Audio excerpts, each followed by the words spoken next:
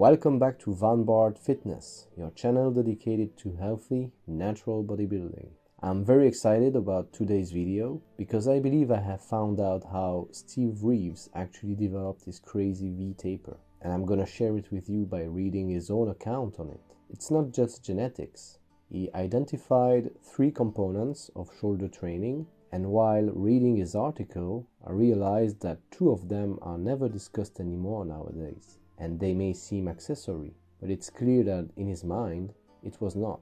And those 2 strategies may very well be the missing links to develop Boulder shoulders as a natural. So without further ado, I'm gonna start reading now. Sit back, relax, and if by the end you believe this was indeed a great article, don't forget to put a like to help the video and subscribe to the channel for more.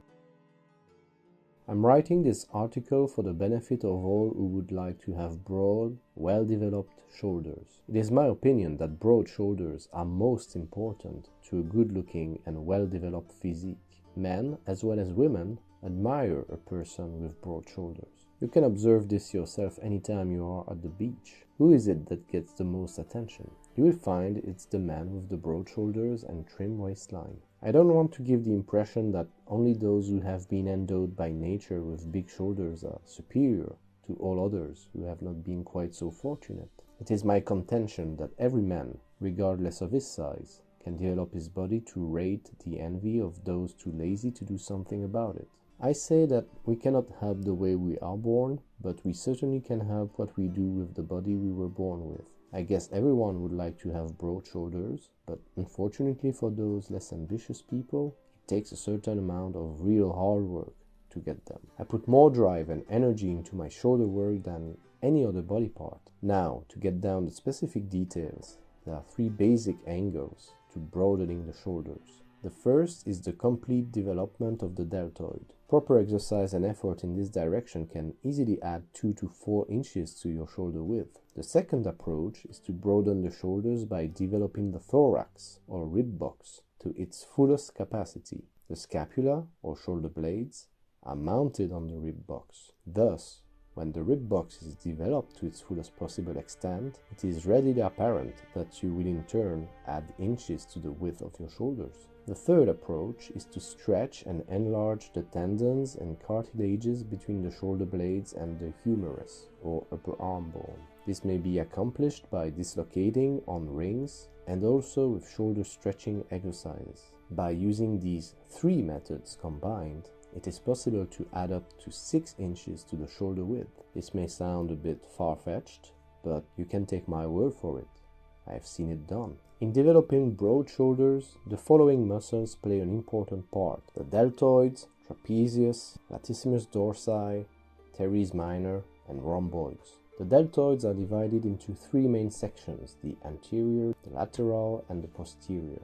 When these 3 sections are well developed, the deltoid takes a triangular shape from the side view, and from the front it appears to be shaped like a coconut. The well-developed deltoid actually makes the shoulder wider. To develop the deltoid itself, I use a wide variety of exercises, especially doing a lot of pressing movements. I do both behind the neck presses and military presses, combining these with lateral movements. I do regular lateral raises, rear laterals, and front raises. Supported side raises are also included. Upright rowing is also a favorite of mine. Usually for a typical routine, I will do a set of presses, 10 to 12 speedy reps, a set of laterals for each part of the delt, front, side and rear, and finish up with a set of upright rowing or another type of press. I usually repeat this sequence 4 to 6 times, 10 to 15 reps, with as much drive, concentration and speed as possible.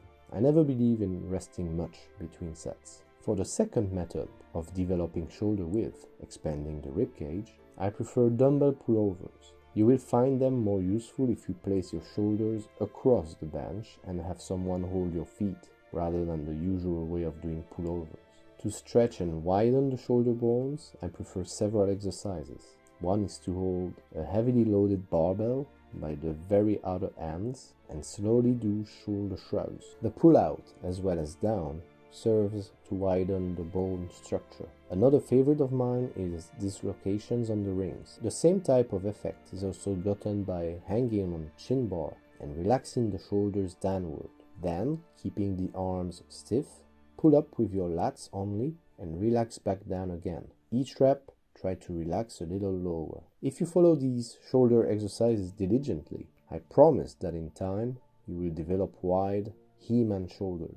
I would like to impress again upon my readers that all these exercises, as well as any other means outlined by me or anyone else for the development of the body, are merely the means to an end. The end itself can be reached only by hard work. Wishful thinking won't do it.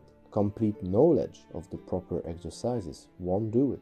But actually doing those exercises regularly will give you the body development you want.